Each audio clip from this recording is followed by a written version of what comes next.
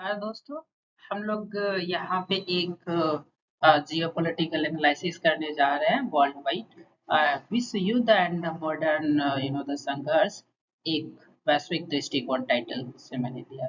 So my name is doctor V Chandra and let's see. हम लोग यहाँ पे डिस्कशन करते हैं कि वर्ल्ड वाइड क्या संघर्ष चल रहा है। Specially will focus on the Ukraine संघर्ष। यूक्रेन संघर्ष में हम लोग स्पेशली फोकस करेंगे कि क्यों हो रहा है और कब इसका एंड होने की संभावना है। अगर हम लोग शुरुआत करें तो सबसे पहले क्वेश्चन ये आता है कि फर्स्ट वर्ल्ड वार कब हुआ था। तो ये 1914 से 1918 तक। तो हम लोग इसको फर्स्ट वर्ल्ड वार क्यों बोलते हैं?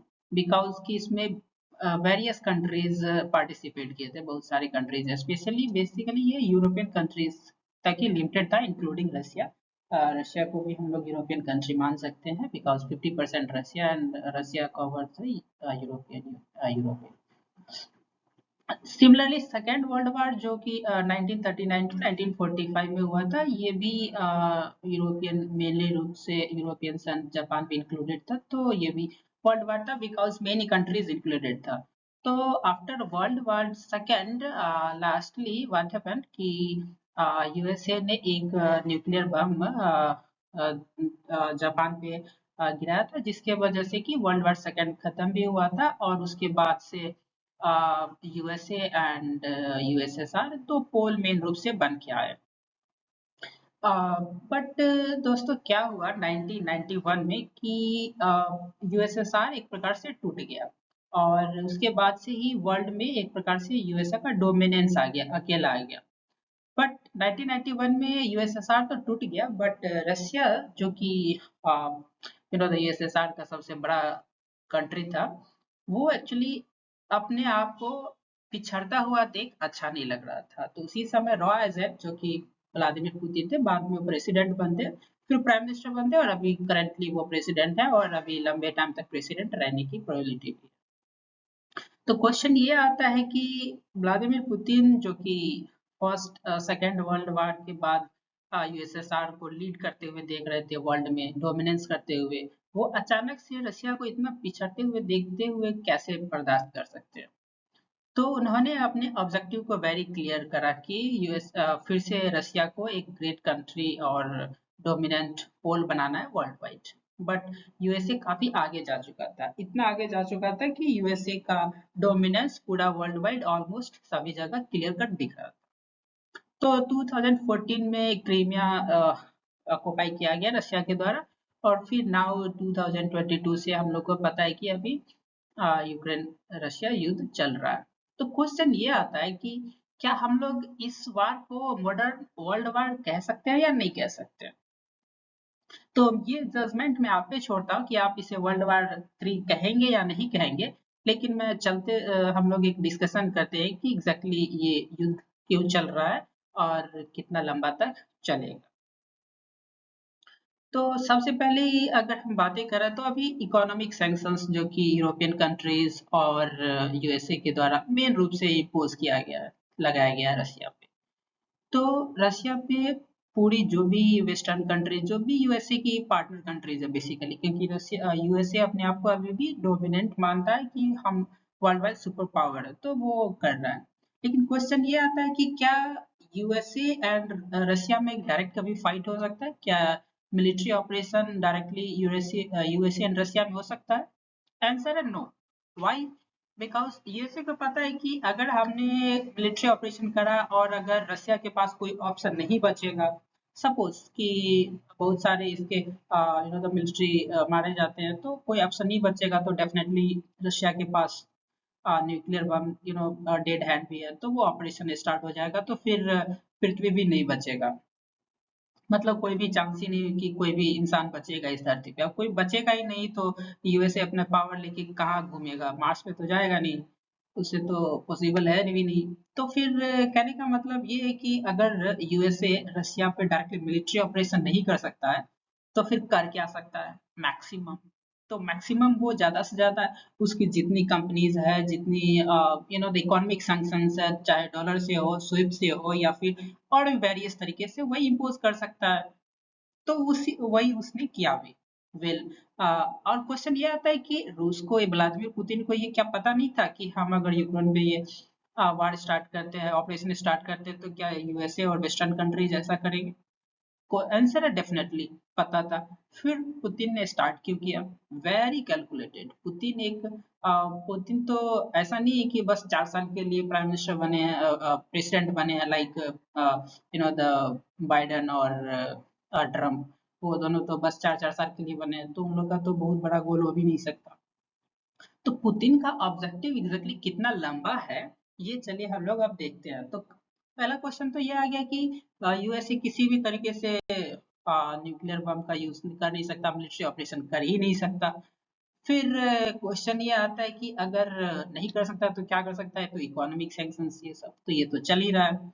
लेकिन इसी बीच में क्या है कि इस इकोनॉमिक और इंफॉर्मेशन वॉरफेयर की वजह से स्पेशली यूरोपियन कंट्रीज, जो कि अपने आप को काफी एडवांस समझती थी, उस पे अब नाटो के रूप में वो यूएसए खुद बोल रहा है कि अब ज्यादा इन्वेस्ट करना पड़ेगा मनी।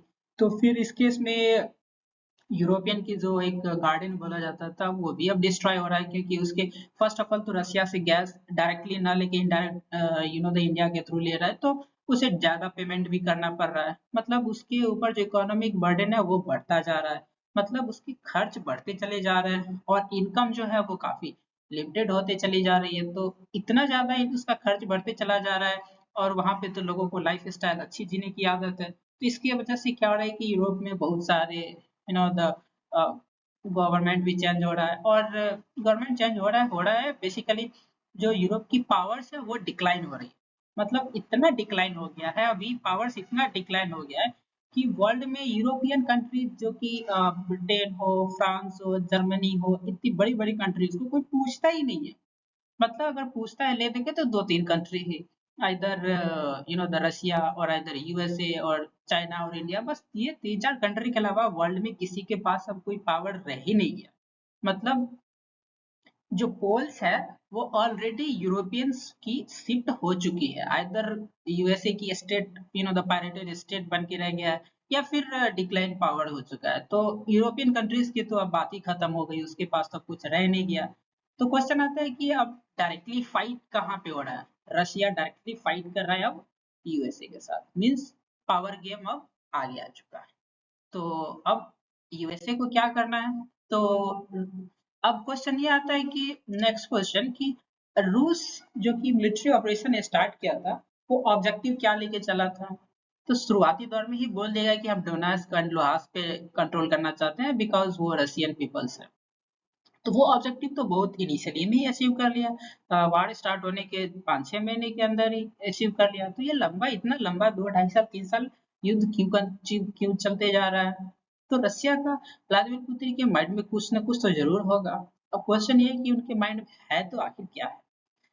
अगर ऐसा भी तो नहीं है कि डोनेट्स्क एंड लुहांस्क लेने के बाद मतलब 6 महीने में इतने आपने ले लिया और उसके बाद थोड़ा भी आगे ही ना बढ़ पाए। ऐसा तो हो नहीं सकता है, क्योंकि रशिया के पास तो इतना मिलिट्री पावर्स है कि वो चाहे तो यूरोप, द यूक्रेन क्या, और भी यूरोपियन कंट्रीज को कब्जा कर सकता है, लेकिन कर नहीं रहा है। क्यों नहीं कर रहा? क्योंकि कहीं ना कहीं पुतिन को ये पता है कि जो इकोनॉमिक वारफेयर जो चल रहा है वो वर्ल्ड वार का हिस्सा है। और ये जो इकोनॉमिक वारफेयर है, यही इकोनॉमिक वारफेयर अब रशिया को सुपर पावर तो नहीं कहीं बना देगा? ये एक बिग क्वेश्चन है। एक इसका आप एनालिसिस कीजिएगा। मैं कुछ तथ्य पर बता रहा हूँ कि आखिर मैं ऐसा क्यों बोल रहा हूँ कि ये इकोनॉमिक जो वारफेयर अभी चल रहा है, रशिया वर्सेस यूरोपियन कंट्रीज और वेस्टर्न कंट्रीज, ये कहीं रशिया को ही तो सुपर पावर न बना देगा यूएसए को डिक्लाइन करके? आखिरकार ऐसा क्वेश्चन मैं कर क्यों रहा हूं? इसके पीछे मैं अपने लॉजिक रख रहा हूँ। दोस्तों, आप समझने की कोशिश कीजिए। पॉइंट नंबर 1, अभी जो भी रशिया जो इकोनॉमिक वारफेयर में है, तो इससे पहले क्या हुआ था कि जितनी सारी कंपनीज, यूरोपियन कंट्रीज और वेस्टर्न कंट्रीज थी, वेस्टर्न कंपनीज थी, वो सब के सब रशिया में ऑपरेट कर रहा था, इंक्लूडेड स्विफ्ट और जितनी भी सारी कंपनियां, एयरलाइंस लाइक बोइंग वगैरह सब। अभी वार स्टार्ट होने के बाद क्या हुआ कि जितनी सारी कंपनीज थी यूएसए की, वेस्टर्न कंट्री की, सब के सब पुल आउट कर गए। तो इससे क्या हुआ कि इससे ये हुआ कि रशिया ने कहीं ना कहीं अपने आप को फिर से वेस्टर्न कंट्रीज से इंडिपेंडेंट कर लिया। इंडिपेंडेंट मीन्स अब रसिया को वेस्टर्न कंट्रीज के किसी भी तरीके से उससे कोई लेना देना नहीं रहे। तुम अपनी कंपनी लेके जाओ, तुम अपने जो भी सिस्टम है, जो भी माइक्रोसॉफ्ट वगैरह सब लेके जाओ, मुझे तुमसे कोई लेना देना नहीं। अब दोस्तों ये बताइए कि ये क्या पहला सिंबल नहीं है सुपर पावर होने का, कि वर्ल्ड में आप जो भी वेस्टर्न कंट्री जो अपने आप को सुपर पावर बोल रही है, उससे उसको कोई लेना देना रह ही नहीं गया। तो ये क्या पहली साइन नहीं है? आप खुद एनालिसिस कीजिएगा। तो अभी क्या है कि रशिया को कोई भी कंपनी जो कि वेस्टर्न कंट्रीज की हो उससे कोई लेना, चाहे वो शिपिंग का हो, चाहे वो बोइंग वगैरह हो, वो खुद डेवलप कर ले, चाहे डिफेंस का हो, या फिर जो भी सॉफ्टवेयर कंपनीज हो, सब के सब या तो वो खुद का यूज कर रहा है या फिर ले दे के चाइनीज से रिलेटेड। तो मीन्स कहने का मतलब ये है कि आप वर्ल्ड पावर अगर यूएसए को मानते हैं, और यूएसए अगर कंट्रोल करता था स्विफ्ट की वजह से या डिफरेंट कंपनीज की वजह से वो कंट्रोल करता था वर्ल्ड को, तो उसमें तो रसिया उसके हाथ से निकल गया। अब रसिया तो खुद को एक इंडिपेंडेंट कर लिया।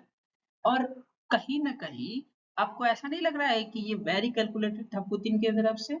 मीन्स जैसे बॉडी को कभी कभी ऑपरेशन की जरूरत होती है, इसी प्रकार से क्या पुतिन साहब ने रसिया कंट्री को ही तो ऑपरेशन में नहीं कर दिया? मीन्स लोगों को एक बार झकझोर के जगाया गया कि इट्स टाइम टू वर्क, और वहां पे एकाएक से सारी कंपनीज पुल आउट करा। उसके बाद से रशियन साइंटिस्ट ने एकाएक काम करना स्टार्ट किया और सारी चीजें खुद डेवलप कर लिए। ड्रोन से लेके हो, जो फाइटर जेट से हो, फाइटर जो सिविलियन फाइटर है वहां से हो, जितनी सारी और भी कंपनीज थी, सबके सब उसने तुरंत इंडिपेंडेंट हो गए। तो ये पहले नहीं हो सकता था? बिल्कुल हो सकता था, लेकिन लोगों को जगाने की टाइम था, जगाने की बारी था। तो वो कैसे जगा? तो ये वार से। और अगर वार स्टॉप हो जाएगा अभी, तो फिर सबके सब रशियंस लोग सो जाएंगे। मीन्स ये ऑपरेशन बेहद जरूरी है रशिया को एक कहीं ना कहीं सुपर पावर बनाने के लिए। तो ये आप पे छोड़ता हूँ कि ये क्या सिंबल्स आपको लग रहा है कि रशिया को बहुत ही आगे ले जाएगा अभी। इसीलिए यहाँ पे रूस के दृष्टिकोण से यहाँ पे हमने यहाँ पे देखा है कि नेटो तो एक बहाना था कि नेटो का एक्सपेंशन हो, ये यूक्रेन के वार ले पास में लेके आ जाए, और यूक्रेन के पास लेके भी आ जाता तो रशिया को क्या ही फर्क पड़ता है? बगल में तो तुम इधर पोलैंड में हो ही, उधर तो जो बाल्टिक नेशन है वहां पे तो हो ही, और जापान में उधर तो हो ही, तो क्या ही है, तुम यूक्रेन में आ जाओ या फिर कहीं और भी आ जाओ, उससे तो कोई फर्क पड़ना नहीं था। तो फिर ये नाटो तो एक बहाना था कि नाटो का एक्सपेंशन कर रहे हो यूक्रेन को, ये वो, ये सब तो एक बहाना था। मेन तो यही है कि आखिरकार इकोनॉमिक वारफेयर ही सही, लेकिन यूरोप को पहले पछाड़ना है, फिर यूएसए को पछाड़ना है। उसके लिए कहीं ना कहीं रूस को खुद आगे आने की जरूरत था, खुद पहले इंडिपेंडेंट होने की जरूरत था, खुद का पहले सारा चीज होना चाहिए, तभी वो दूसरे को डोनेट कर सकता है, तभी वो दूसरे को हेल्प करके वो अपने आप को आगे कर सकता है। तो यही है इंडिपेंडेंट रशिया, जो कि आज के दिनों में है। और ये आया कैसे आइडिया पुतिन को? डेफिनेटली ये कहीं ना कहीं कोरोना काल में ही समझ में आ गया कि हमारे साइंटिस्ट अगर स्पुतनिक बना सकते हैं, जो कि एंटीडोट था, वैक्सीन था कोरोना के लिए, तो क्या हम वर्ल्ड को अभी ओवरटेक नहीं कर सकते हैं? तो कहीं ना कहीं पुतिन को आइडिया लग गया, इसीलिए उसने एक प्रिपरेशन के साथ एक economic warfare very calculated start किया। और डेफिनेटली आज के डेट में मैं ये डेफिनेटली कह सकता हूँ, आप भी इस बात को मानेंगे कि रशिया कहीं ना कहीं वेस्टर्न कंपनी से तो इंडिपेंडेंट हो चुका है, और काफी इनोवेशन के साथ रशिया एक काफी द डेवलप कंट्री की तरफ आगे जा रहा है, जो कि कहीं ना कहीं एक आगे सिंपल है। अब रूस का डिक्लाइन के बारे में थोड़ा सा अगर देखा तो डेफिनेटली यूरोप में तो एनर्जी क्राइसिस है, ग्लोबल ट्रेड पे तो इफेक्ट पड़ा ही, सप्लाई चेन भी। तो यूरोप तो अबाउट टू ब्रेक है, अब तो यूरोप की कहीं बात हो नहीं रहा है। तो यूरोप के बारे में अब ज्यादा कुछ डिस्कशन करने की बात रहने की है, क्योंकि अभी अगर इसी सैंक्शंस के बारे में करें तो कई सारी कंपनीज बोलती है कि नहीं, सैंक्शन नहीं लगाना है बिकॉज मुझे गैस चाहिए। तो पोलैंड वगैरह और बहुत सारी कंट्री डिपेंडेंट है, इंक्लूडिंग जर्मनी। तो आप देख सकते हैं कि अब यूरोप की बातें वर्ल्ड वाइड उतनी होती नहीं है, तो यूरोप को तो अबाउट टू ब्रेक। ऐसे भी जो इकोनॉमिक है, अब इंडिया खुद भी अब जब ऑलरेडी फ्रांस और ब्रिटेन को ओवरटेक कर चुका है, और वही फ्रांस और वही ब्रिटेन है जो कि आज से 60-70 साल पहले ही पूरा दुनिया पे राज करता था। तो आप समझ सकते हैं कि मात्र 70-80 साल में ही क्या से क्या हो गया। तो पुतिन के दिमाग में ऐसा नहीं चलेगा कि यूएसए को भी आगे 60-70 साल में इसको भी आगे पीछे किया जा सकता है। तो कहीं न कहीं उनके दिमाग में चल रहा होगा कि 70 साल पहले जब यानी कि ब्रिटेन, फ्रांस पूरा दुनिया पे राज करते थे और उनकी आज की ये हालत है कि वो इंडिया से भी पीछे है economy. Definitely per capita income में अभी भी आ गया है, लेकिन वो इतना पीछे जा रहे हैं कि जो फ्यूचर्स है वो दिख नहीं रहा है यूरोपियन कंट्रीज का। जर्मनी भी बहुत ज्यादा दिन तक इंडिया से आगे रहेगा नहीं, तो यूरोपियन की अब कुछ खास बच नहीं है। अब कहीं ना कहीं टारगेट पे यूएसए ही है। तो अब क्वेश्चन ये आता है कि यूरोप के बाद यूएसए को आप कैसे पीछे करेंगे। तो जब तक डॉलर है तब तक आप यूएसए को पीछे किसी भी कंडीशन में नहीं कर सकते हैं। तो इसी चलते कहीं ना कहीं वार को कंटिन्यू रखना रशिया की तरफ से बेहद जरूरी है। क्यों? क्योंकि अगर वार स्टॉप हुआ, सैंक्शंस ऑफ हो जाएंगे। अगर सैंक्शंस ऑफ होंगे तो फिर स्विफ्ट स्टार्ट हो जाएगा, फिर डॉलर में तो सारी चीजें स्टार्ट हो जाएगा। फिर करेंसी की बातें कौन करेगा? तो इसीलिए वार को कंटिन्यू रखना एंड इकोनॉमिक वारफेयर को आगे करना व्लादिमीर पुतिन के लिए काफी एडवांटेज टॉपिक्स है। इसीलिए वार को कंटिन्यू अभी तक नहीं रखा जाएगा, बल्कि ये 2 साल, 5 साल और 10 साल में रखा जाएगा, जब तक कि यूएसए की इकोनॉमी को पीछे ना कर दे। कहीं न कहीं ये पॉइंट्स है जो कि आपको सोचना पड़ेगा कि कब वार एंड होगा। तो दोस्तों मुझे तो लग रहा है कि वार एंड तभी होगा जब पुतिन को ये लग जाए कि अब हम यूएसए को या तो पीछे कर दें या फिर एक कड़ी टक्कर के साथ डोमिनेंस हटा दें। इस पॉइंट्स को आप सोचिएगा दोस्तों कि कैसे यूएसए को पीछे कर रहा है। और इसके अलावा भी और भी सब बहुत सारी चीजें हैं, लेकिन डॉलर से एक मेजर चीज है जो कि बिना डॉलर को ब्रेक किए हुए आप इकोनॉमी में यूएसए को पीछे नहीं कर सकते। तो क्वेश्चन ये आता है कि अब डॉलर को ब्रेक करने के लिए क्या किया जा रहा है। तो रसिया तो ऑलरेडी इंडिपेंडेंट है, डॉलर बहुत ही कम यूज कर रहा है। अब बातें चल रहा है ब्रिक्स करेंसी की, या फिर कहीं ना कहीं रसिया युआन वगैरह यूज कर रहा है। इंडिया के साथ भी कुछ रूपी रूबल ट्रेड भी चल ही रहा है। तो अब देखते हैं कि आगे पुतिन साहब का क्या प्लान है और कैसे डॉलर को ब्रेक करते हैं एंड कैसे यूएसए को पीछे या ओवरटेक करने की कोशिश करते हैं। बट इतना तो श्योर है कि पुतिन के दिमाग में इकोनॉमिक वारफेयर कहीं ना कहीं चल रहा है। और अगर इकोनॉमिक वारफेयर चल रहा है तो बिना यूएसए को रास्ते पे लाए हुए वो छोड़ेंगे भी नहीं। और जब तक यूएसए को डॉलर नहीं तोड़ेंगे तब तक यूएसए रास्ते पे आएगा नहीं, क्योंकि अपनी मनमानी यूएसए से तो यूएसए छोड़ नहीं रहा। और उसको पनिश करना बेहद जरूरी कहीं ना कहीं।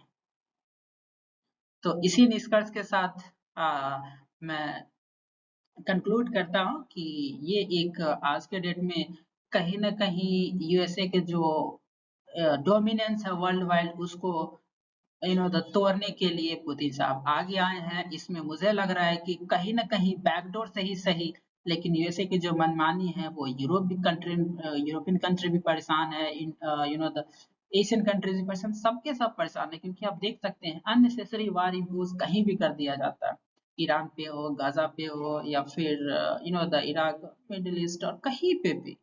और अभी तत्काल में अगर आप देखें तो द साउथ अमेरिका में लाइक वेनेजुएला और कंबोडिया, कहीं पे भी कोई भी तरीके का वार अननेसेसरी इम्पोज कर दिया जाएगा, तो इसको कहीं ना कहीं तो रोका ही जाएगा। तो इसको रोकने का दिमाग अगर किसी के पास है तो मुझे तो लग रहा है कि पुतिन के दिमाग में है ही। और उसी के लिए वो कहीं ना कहीं डॉलर और कहीं ना कहीं यूएसए की इकोनॉमी को तोड़ने की कोशिश कर रहे हैं। और ये सही मायने में तभी एक नया सुपर पावर का राइज होगा। तो नेक्स्ट सुपर पावर अब कौन होगा, रसिया या यूएसए या कोई और? आप पे ये छोड़ते हैं। कैसा लगा ये मेरा सेशन जरूर कमेंट कीजिएगा। Thank you.